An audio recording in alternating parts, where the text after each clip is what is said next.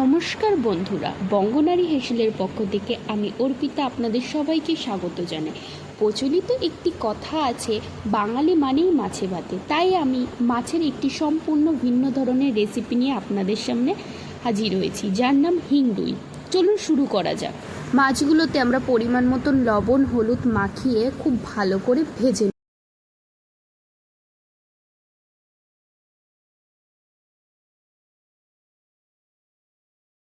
শুকনো লঙ্কা, তেজপাতা, জায়ফল, জয়িত্রী, এলাচ, লবঙ্গ, দারুচিনি, সাজিরে, সামরিচ আর মৌরি এগুলো শুকনো খোলায় ভেজে নেব। তারপর এই মশলাগুলো আমরা শুকনো খোলায় ভেজে নেব।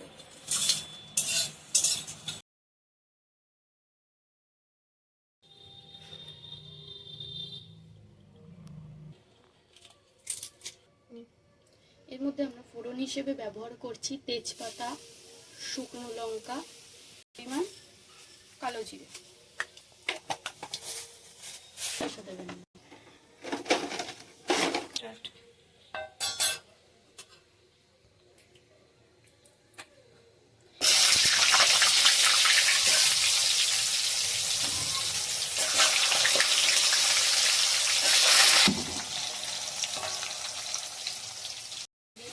লবণ দিয়ে দিলাম, এই পরিমাণে হলুদ দিয়ে দিলাম। আমাদের আলুগুলো লাল করে ভাজা হয়ে গেছে, এবার তুলে নিচ্ছি। পরিমাণে হিং দিয়ে দিলাম, পরিমাণ কুচানো পেঁয়াজ দিয়ে দিলাম, আদা বেটে রেখেছি, রসুন বেটে রেখেছি, পেঁয়াজ, টমেটো বাটা, কাঁচা লঙ্কা বাটা আর ধনে বাটা আছে এখানে। এবার আমি এখানে আদা বাটাটা দিয়ে দিচ্ছি। এরপর আমি রসুন বাটাটা দিয়ে দিলাম।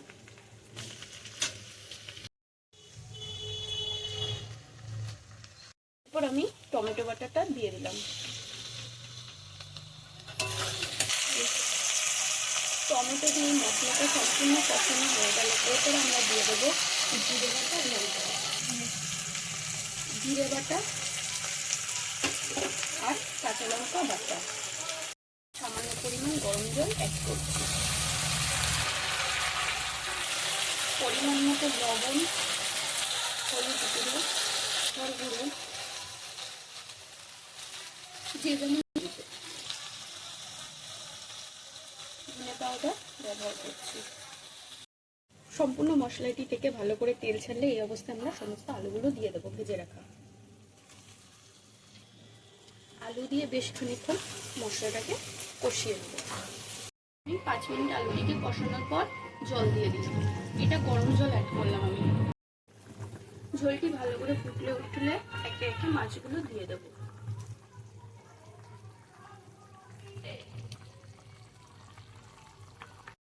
আমরা যে মশলাটি ভেজে রেখেছিলাম সেটা দিয়ে দেবো। বেশ খানিকক্ষণ